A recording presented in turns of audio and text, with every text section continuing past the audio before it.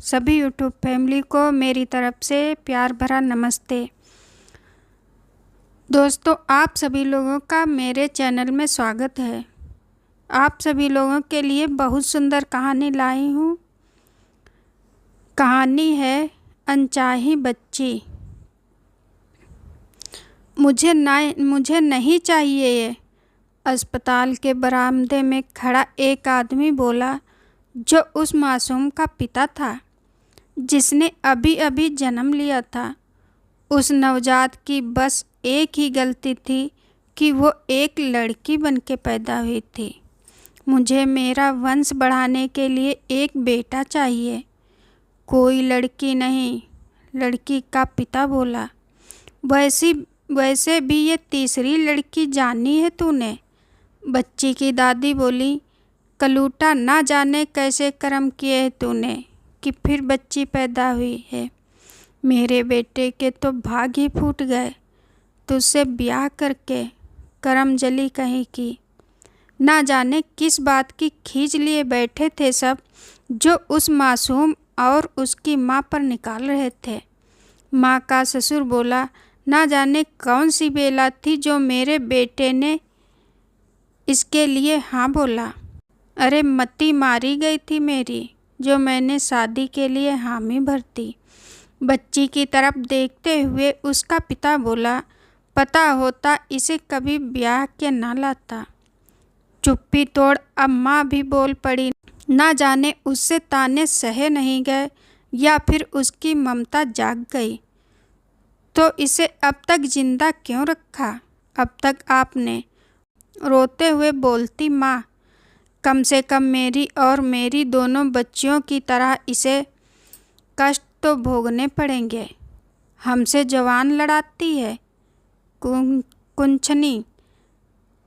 एकदम से उस अभागिन माँ जेठ बोला, मैंने कहा था कि छोटे की शादी अमीर घर में कराते हैं, पर आप ना मानी। अपनी माँ को देखकर बच्ची का ताऊ बोला, मेरी एक ना सुनी आपने माँ। तभी अचानक अस्पताल की सिस्टर उनके नज़दीक आकर बोली, अरे ये क्या हो रहा है। ये अस्पताल है, तुम्हारा घर नहीं। लड़ना है तो बाहर जाकर लड़ो। अस्पतालों के कुछ नियम कानून होते हैं, इसे सबको मनाना पड़ता है। यहाँ शोरगुल करना मना है, समझे। अच्छा बताओ, यहाँ बच्ची का पिता कौन है। अजी वो मैं हूँ। रिश्तेदारों की भीड़ में से निकलकर एक नौजवान ने बोला, आपकी पत्नी और बच्चे डिस्चार्ज हो चुके हैं, आप इन्हें ले जा सकते हैं। जैसे ही सिस्टर ने ये कहा, वैसे ही नवजात की दादी उनकी ओर लपक कर बोली, मैडम जी हम माँ को तो ले जाएंगे, पर ये बच्ची को नहीं। क्या मतलब है तुम्हारा।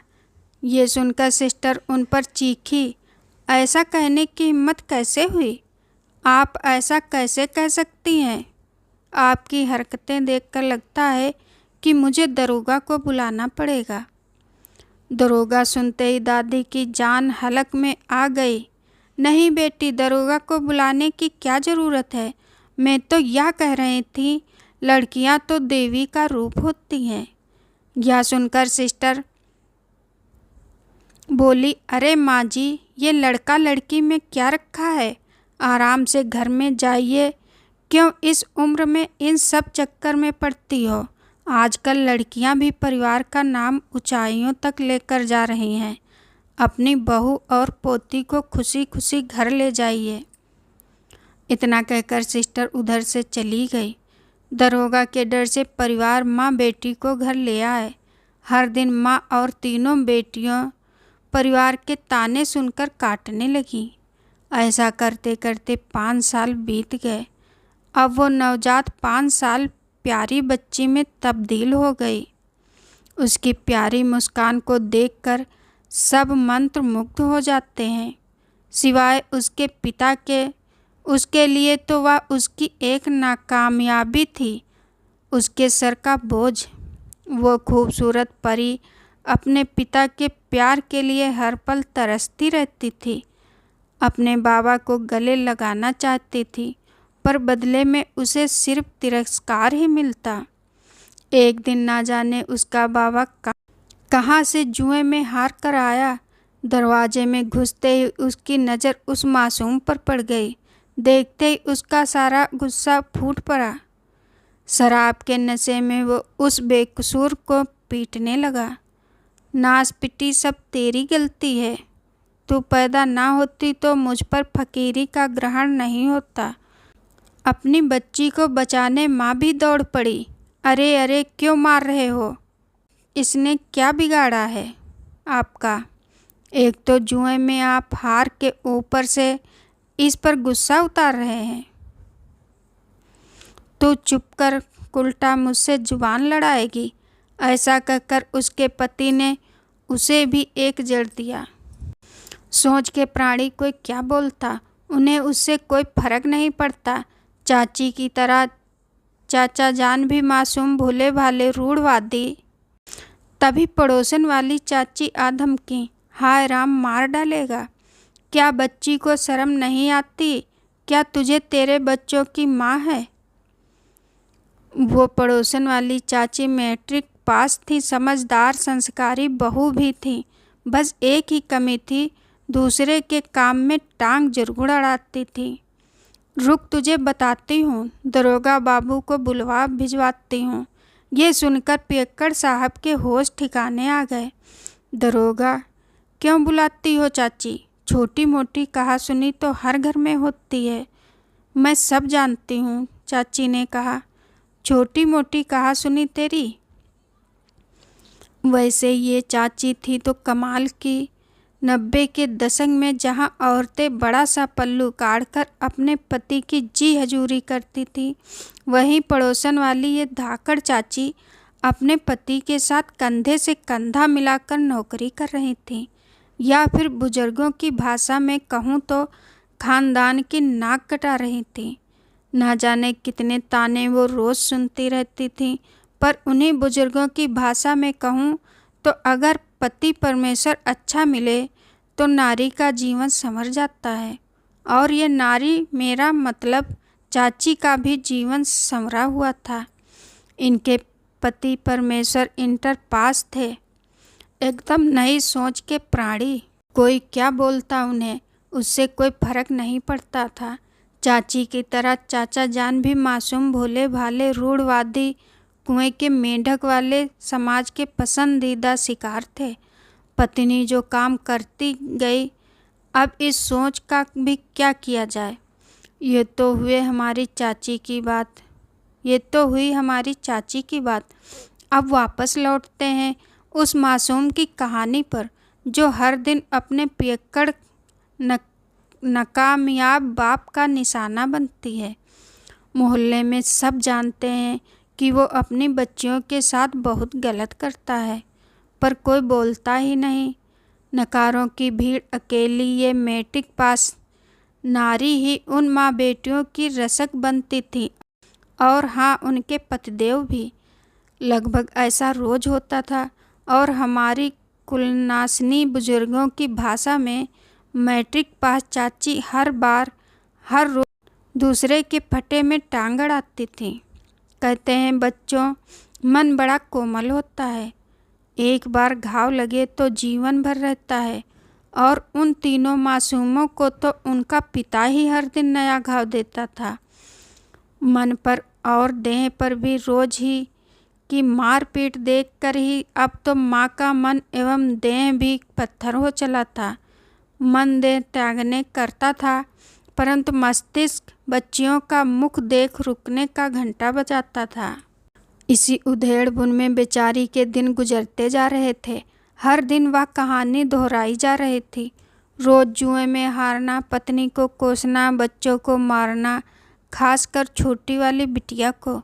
एक दिन अचानक चाची को उसी के पड़ोस का छोटू बुलाने आया हाँफता हुआ। बदहवास सा, चाची, ओ चाची, क्या है? चाची भी खिजी हुई आवाज़ में बोली, वो 3 बच्चियों वाला घर है ना, उसमें आग लग गई है। ये सुनकर चाची अपना काम धाम छोड़कर अग्नि में स्वाहा हो रहे घर की तरफ दौड़ी। दौड़ते दौड़ते छोटू उन्हें जानकारी दे रहा था कि आग कैसे लगी। चाची सब कह रहे हैं कि आग सिलेंडर फटने की वजह से लगी। जलते हुए घर से माँ, बड़ी बेटी और मझली बेटी को तो बचा लिया गया था, पर छोटी, अग्निशमन हुए मकान के सामने पूरा परिवार, खासकर उन बच्चियों का बाप, घड़ियाली आंसू आंखों में लिए दहाड़े मार मार कर रो रहा था। हाय मेरी बच्ची, हाय मेरी गुड़िया। सब उसको ढांढस बंधा रहे थे। कुछ नहीं होगा तेरी बिटिया को, देख रामू गया है तो अंदर, और उसके साथ और 2-4 जने भी तो गए हैं, ढूंढ लाएंगे उसे, तो फिक्र ना कर। तभी चाची तीखे स्वर में चीखते हुए बोली, इसे हो रही है फिक्र? अरे ये तो चाहता ही है कि इसके बीवी बच्चे मर जाएं। खुद आग लगाई होगी इसने। चाची क्या बोलती जा रही हो? आखिर ये बच्चे इसका खून भी तो हैं। दर्शकों में खड़ा एक पड़ोसी युवक बोला, अच्छा ऐसा है तो ये क्यों नहीं गया अंदर? बाहर खड़े होकर तमाशा क्यों देख रहा है? और इसके मन में तो चल रहा होगा कि कब कोई अंदर से आए और सबके मरने की खबर दे। चाची ऐसा मत कहो, मैं उनका बाप हूँ, मुझसे ज़्यादा फिक्र किसी को ना होगी। इधर वो तो मुझे आग से डर लगता है, इसलिए बाहर खड़ा हूँ, वरना कब का चला गया होता अंदर। घड़ियाली आंसू लिए नामू रात बोल पड़ा, अच्छा इतना ही प्यार होता ना तो कूद पड़ा होता आग में, तेरे बच्चे बचाने कोई और ना गया। अभी चाची बोल ही रही थी कि आग में कोई बाहर निकल कर आता हुआ दिखा। वो शख्स जो आग से बाहर निकला, उसके हाथ में कंबल में लिपटी वो खूबसूरत नन्ही परी सही सलामत थी। आग में बस उसका दाहिना हाथ ही झुलसा था। गनीमत रही उसे कुछ न हुआ। जख्मी बच्ची को देख चाची ने उसके नाम कुल बाप को कोसना छोड़कर उस प्यारी बिटिया को गले लगा लिया और सभी खड़े लोगों को डॉक्टर बुलाने के लिए कहा। इतनी ही देर चाची के पतिदेव अपनी फटफटी, जो उन्होंने कुछ ही समय पहले ही ली थी, और उसमें बिटिया रानी को बिठा ले गए। अस्पताल में धीरे धीरे गांव के सभी लोग इकट्ठा रहे थे और बच्ची का हाल जानने चाहते थे। माँ तो बस रोई जा रही थी और बाप का तो कुछ अता पता नहीं था। उसकी दोनों बड़ी बहनें, जो मुश्किल से 10 और 7 साल की थीं, अपनी प्यारी माँ को चुप कराने में लगी थीं। अभी सब दुआ ही कर रहे थे कि तभी डॉक्टर कमरे से बाहर आए और सभी को खुशखबरी सुनाई। बच्ची बिल्कुल ठीक है, बस थोड़ा सा हाथ ही झुलसा है, कुछ दिनों में ठीक हो जाएगी। वो बस इसलिए बेहोश हुई थी क्योंकि ज़्यादा देर तक धुएं में रही थी, और कुछ नहीं हुआ। आप कल शाम बच्ची को घर ले जा सकते हैं, अभी रात बहुत हो चुकी है। बच्ची के साथ बस 2 लोग ही रुक सकते हैं, बाकी सब घर चले जाएं। या कहकर डॉक्टर चला गया। गांववासी बच्ची के लिए दुआ करके घर चले गए। चाचा जी वहां अस्पताल में रुक गए। हमारी झांसी की रानी चाची भी रुकना चाहती थी, पर चाचा जी ने उन्हें समझा बुझाकर घर भेज दिया। जाते हुए चाची ने कहा, मैं रात भर उठी रहूँगी, आप मुझे टेलीफोन पर खबर देते रहना। चाचा जी बोले, हाँ बताता रहूँगा, अब तुम घर लौट जाओ।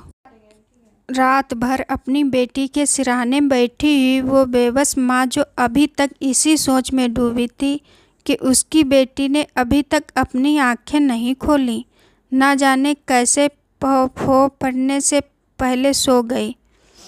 जब सुबह वो उठी तो पाया कि नन्ही परी मुस्कुराते हुए उसे देख रही है। यह देख के उसके कलेजे में ठंड सी पड़ गई। तभी डॉक्टर का दोबारा आना हुआ। बच्ची को होश में देखकर डॉक्टर ने खाने पीने को लेकर कुछ हिदायतें दी और बच्ची को घर ले जाने की अनुमति दे दी। चाचा जी ने सामान बांधना शुरू किया। सामान बांधते हुए चाचा जी बोले, सुनो बहू रानी, मैं डॉक्टर से दवाइयाँ लिखवा के लाता हूँ, तुम बाकी का सामान बांध लो। ऐसा कहकर वो डॉक्टर के केबिन के ओर चल दिए। थोड़ी देर बाद चाची भी खाना लेकर अस्पताल आ गईं। हाथ में दवाई का पर्चा लेकर कमरे में वापस आ गए और आते ही चाची से सवाल कर बैठे, अरे खाना लाने की क्या ज़रूरत थी, हम तो घर को निकलने ही वाले थे।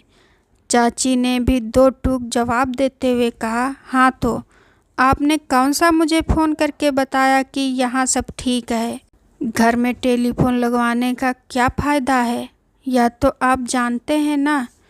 यह सुनते ही चाचा जी का मुंह बन गया। वो जानते थे उनसे गलती हो गई है।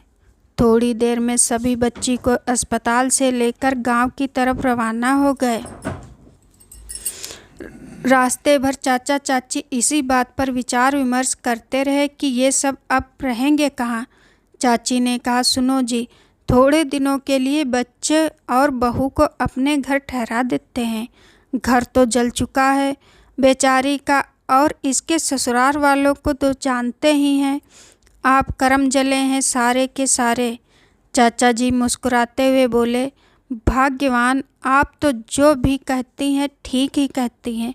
अब तुमने कहा है तो पक्का ही करम जले हैं। छोड़ो भी, मस्करी मत करो, चाची बोली। मुझे तो पूरा विश्वास है कि जैसे ही ये दोनों गांव पहुंचेंगे, इसके ससुराल वाले आ जाएंगे। इसके स्वागत में इसको खरी खोटी सुनाने जैसे आग लगने की वजह भी यही दोनों हैं। चाचा चाची को यह बिल्कुल ध्यान नहीं रहा कि उन दोनों की बातें वो दोनों भी सुन रही हैं। उनके घर पहुंचते ही जैसे कि चाची जी ने भविष्यवाणी की थी, आ गए बहू रानी के ससुराल वाले उसका स्वागत करने। अभी घर पर पैर रखा ही था और चाची ने नौकर को पानी लाने के लिए आवाज़ ही लगाई थी कि उस गुड़िया की दादी फटे ढोल की तरह बजते हुए आ धमकी, और पीछे पीछे उनका खानदान भी। चाची धीरे से फुसफुसाई, लो आ गए, कम से कम पानी तो पीने दिया होता। इतने समय के पाबंद तो हमारे प्रधानमंत्री नहीं होंगे जितने कि ये हैं। तुम तो ऐसा कैसे कर सकती हो? मैं इन बच्चों का बाप हूँ, उसके पति ने कहा। तुम इसके कुछ नहीं हो, अपने आप बाप कहते हो। तुमने इनको अपनी गोद में बिठाया है कभी? कभी अपने हाथों से इन्हें खाना खिलाया है? कभी इन्हें पास बुलाकर लोरी सुनाई है?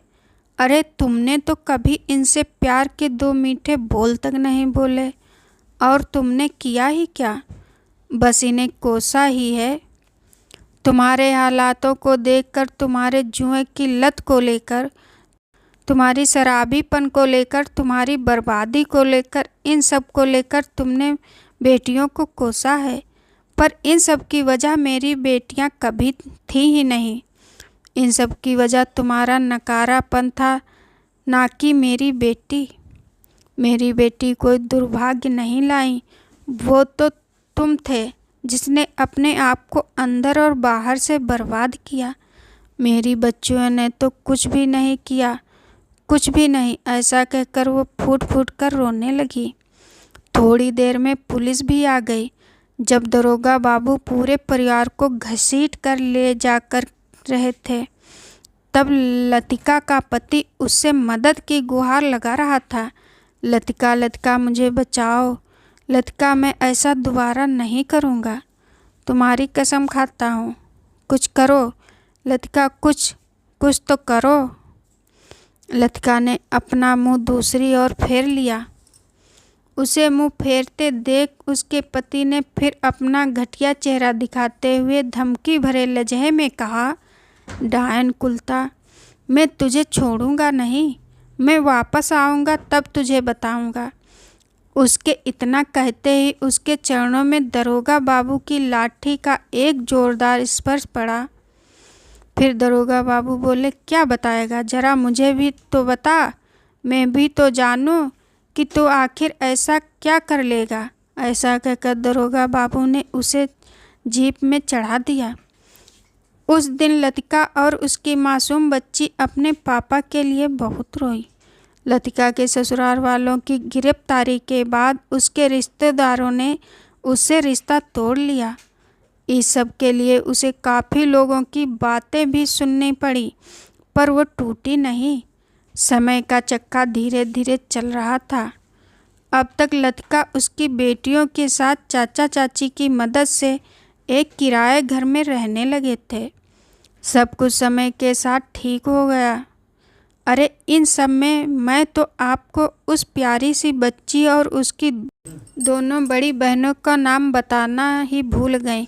वो तीनों बहनें अब बड़ी हो गई हैं। तीनों में सबसे बड़ी वाली का नाम माया है और वो अब एक डॉक्टर बन चुकी है। मंझली वाली का नाम सुनैना है। सुनैना अब एक जानी मानी वकील है।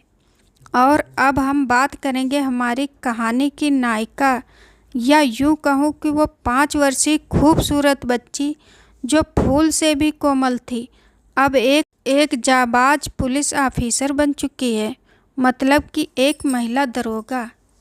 या लड़की वही अनचाही बच्ची है जिसे उसने खुद के पिता ने पैदा होते ही अस्पताल में ही उसे धुतकार दिया था। वो तो यह चाहते ही नहीं थे कि ये बच्ची जन्म ले, पर देखो अब आज ऐसा समय है कि उसके गांव में कोई भी समारोह, चाहे वो शादी, बारात हो या मुंडन, उसके बिना अधूरा है। वो अनचाही बच्ची अब सभी के आँखों का तारा है और उसका नाम है आशा। दोस्तों, आप सभी लोगों को ये कहानी कैसी लगी? अगर अच्छी लगी हो तो please comment, like, share, subscribe ज़रूर करें। धन्यवाद।